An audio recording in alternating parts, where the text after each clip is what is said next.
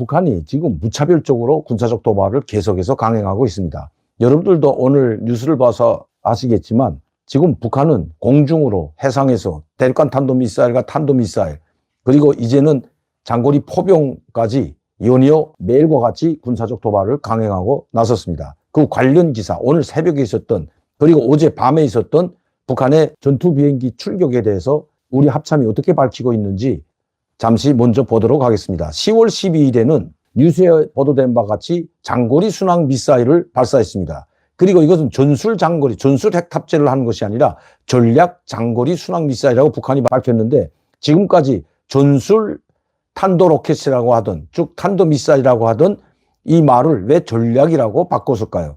그것은 이 순항 미사일에 바로 전략 핵무기도 탑재할 수 있다는 것을 아마 보여주려는 그런 의도인 것 같습니다. 먼저 오늘 새벽에 있었던 그리고 어제 밤에 있었던 북한의 비행기 출격과 그리고 소해상으로 발사한 탄도미사일, 포병 사격 여기에 대해서 지금 합참이 오늘 밝혔는데 거기서 잠깐 보도록 하겠습니다. 북한이 한밤중에 무차별적인 도발을 감행했다.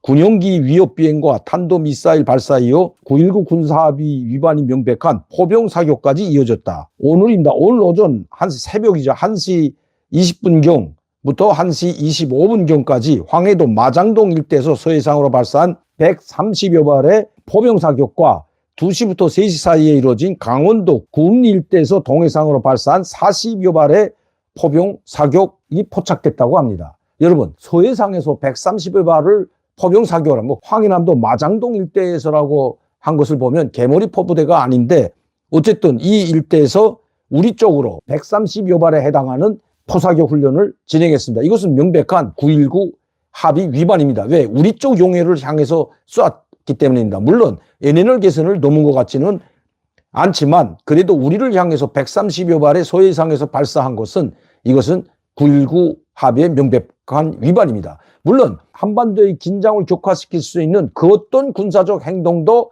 하지 않는다고 했는데 북한은 지금까지 이런 군사 9.19 합의 즉 9월 19일 문재인과 김정은 간에 만들어 놓은 이 9.19 합의 문서는 이미 깨진 지가 오래입니다. 바로 북한 쪽에 의해서죠. 9.19 합의를 해놓고 문서와 명문화 해놓고 북한은 문재인 정권 때도 계속해서 탄도미사일 즉 유엔 제재에 위반되는 탄도미사일을 발사했고 한반도의 긴장을 격화시켰습니다. 문재인 정부 내에서는 정권 때에는 탄도미사일이라는 말도 제대로 하지 못하고 미상의 미사일이라는 얼토당토하는 단어를 붙이면서 북한에 맹동맹종했던 것이 그리고 굴종했던 것이 굴종했던 것은 이미 여러분들께서 잘 알려진 사실입니다. 얼마나 한심하게 봤으면 선거 1월달 금년 1월에도 문재인 정권 당시에 13번에 달하는 순항미사일과 탄도미사일을 발사했는데도 말 한마디 하지 못하고 꿍꿍 앓았던 그리고 오히려 김정은이 똑똑하고 현명한 지도자라고 추켜세웠던 것이 바로 문재인 정권입니다. 자, 제가 오늘 그 문제보다 오늘 도발에 있었던 내용을 먼저 말씀드려요. 그렇기 때문에 지금 국민의힘이나 여당 내에서 용산 대통령실에서도 9.19 합의를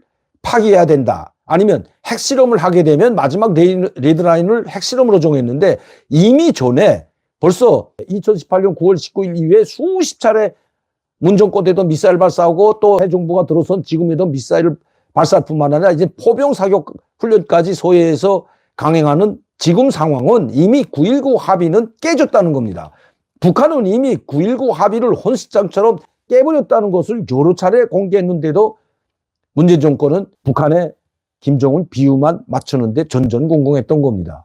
이제는 안하무인격이 돼버렸습니다. 제가 여러분들께 계속해서 말씀드렸던 것처럼 북한은 이제 연이어 미사일을 도발할 뿐만 아니라 계속해서 한 번에 수차례의 미사일 도발을 할 거라고 했습니다. 아니나 다를까 10월 6일부터 8일까지는 150대의 전투폭격기와 같은 이런 비행기를 북한이 뚫을 수 있는 모든 비행기를 총동원해서 포사격, 미사일, 공대지 미사일을 비롯한 그리고 땅에서는 대륙간 탄도미사일, 단거리 탄도미사일 그리고 장거리 포병 포사격 훈련까지 연이어 수백 발의 미사일과 탄도미사일 그리고 지대지 미사일 포사격 훈련을 강행했던 것입니다. 자, 이쯤 되면 이미 한반도의 군사적 긴장이 격화됐을 뿐만 아니라 비행기가 150대가 한 번에 출격했다는 것만으로도 이것은 군사 합의 위반인 것입니다. 이미 군사 합의는 혼식장처럼 깨졌다, 집어내던진 것이 바로 북한입니다. 이제는 레드라인을 핵실험에 돌릴 것이 아니라 이미 9.19 군사 합의는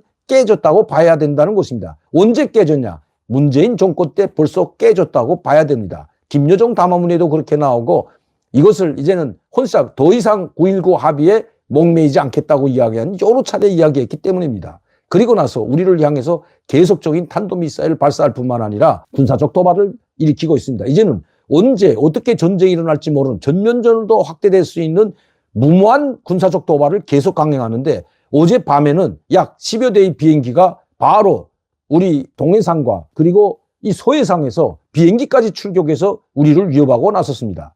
NNL 근처에까지는 오지 않았지만 레드라인을 그어놓은 이 MDL과 TAL 근처까지 약 전방 5km까지 비행기가 출격했다고 합니다. 급기야 우리는 F-35 최신의 전투기를 출격시켜서 북한의 도발이 있게 되면 바로 응징하겠다는 그 강한 경고를 바로 F-35의 그 최신형 전투기로 대용했던 겁니다. 이렇게 되면 자칫 잘못하가는 정말 순간에 돌발 상황이 생기게 된다면 이것은 그야말로 이 돌발 상황이 전면전으로도 번질 수 있다는 겁니다. 용산의 이 대통령실에서도 국지전 도발도 할 수 있다는 경고를 내한테 저는 이미 그 전부터 북한은 국지전을 대비해서 국지전을 이미 준비해 놓고 호시탐탐 기회만 노리고 있다는 것을 여러 차례 말씀드렸습니다. 그 국지전도 동해상에서가 아니라 가장 쉬운 서해 5도 중에 어느 하나를 선택하고 도발을 감행할 것이라는 말씀을 드렸습니다. 지금 북한은 그것을 노리고 있다는 것입니다. 왜?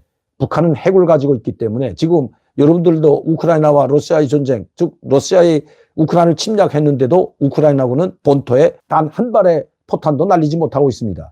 크림반도 대교를 이 불이 화재가 나서 폭발됐는데도 불구하고 이 푸틴이라는 사람은 그것을 테러라고 규정하고 거기에 보복하겠다고 하고 연이어 4일 동안 지금 미사일 공격과 폭격을 감행하고 있습니다. 전투기들이 떠서 전폭기가 떠서 지금 무자비한 폭격을 감행하고 있죠. 테러에 대한 보복이라는 것입니다.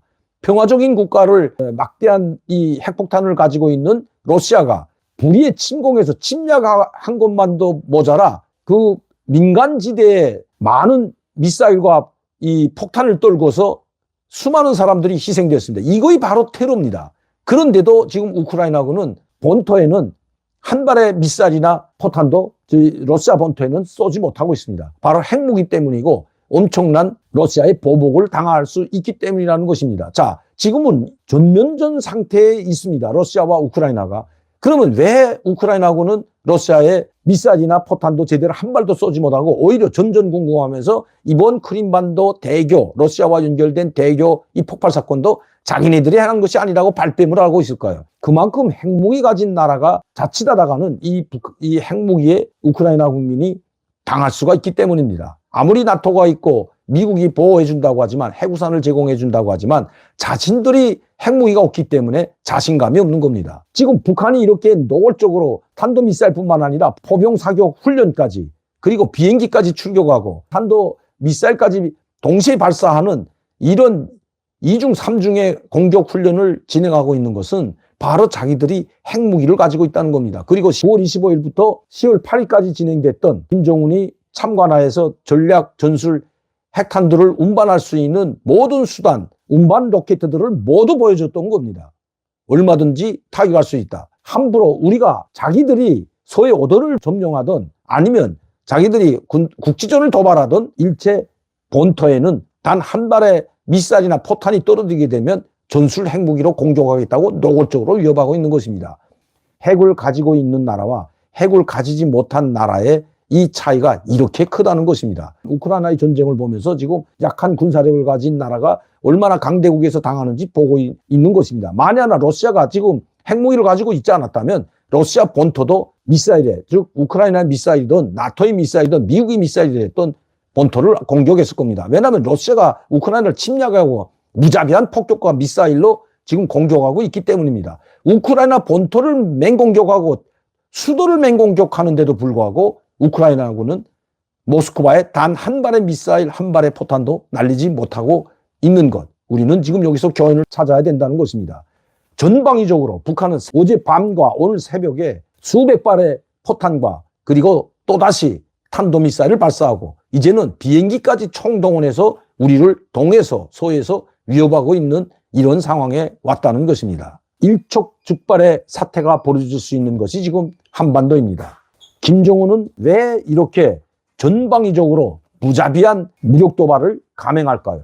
김정은이 믿는 것은 하나밖에 없습니다. 러시아나 중국이 아니라 바로 자기들이 수십 개에서 100여 개 남아되는 바로 전략, 전술, 핵무기, 이제는 수소탄까지도 있다고 자부하기 때문입니다. 러시아와 똑같은 사례죠. 우리는 건드릴 수 있지만 당신들이 우리를 건드리면 핵으로 무자비하게 공격하겠다고 직접 이야기한 김정은. 우리 국민들의 안전과 생명이 지금 경각에 달려있는데도 정치권은 아직 친일 프레임, 특히 이 더불어민주당과 더불어민주당 국회의원들, 뭐 이재명까지도 말할 것 없고 모두 국민의힘과 여당을 친일 프레임에 걸어서 지금 한미일 군사훈련을 깨버리려고 하고 있습니다. 누구에게 좋은 일을 할까요? 이렇게 된다면 한일 간의 군사 동맹은 아니지만 군사 협력이 깨지고 일본이 우리를 지원하지 않는다면 녹아나는 것은 한미일 동맹일 뿐만 아니라 한미 동맹도 위태롭다는 것, 더불어민주당과 더불어민주당 의원들은 반드시 알아야 될 겁니다. 당신들이 누구 편에 설지 이제 결정해야 됩니다. 저렇게 김정은이가 무자비한 무력 도발을 감행하는 것은 바로 우리 내부가 혼란됐을 뿐만 아니라 자기들이 핵무기를 가지고 있을 뿐만 아니라 또 하나 더불어민주당과 같이 자기들이 미사일을 쏘던 탄도미사일을 쏘던 대륙간 탄도미사일을 발사하던 핵실험을 하던 항상 자기들을 지지하고 지원해주는 그리고 옹호해주는 거대 당이 있기 때문이라는 것 우리 국민들은 또 더불어민주당은 결코 잊어서는 안 될 것입니다.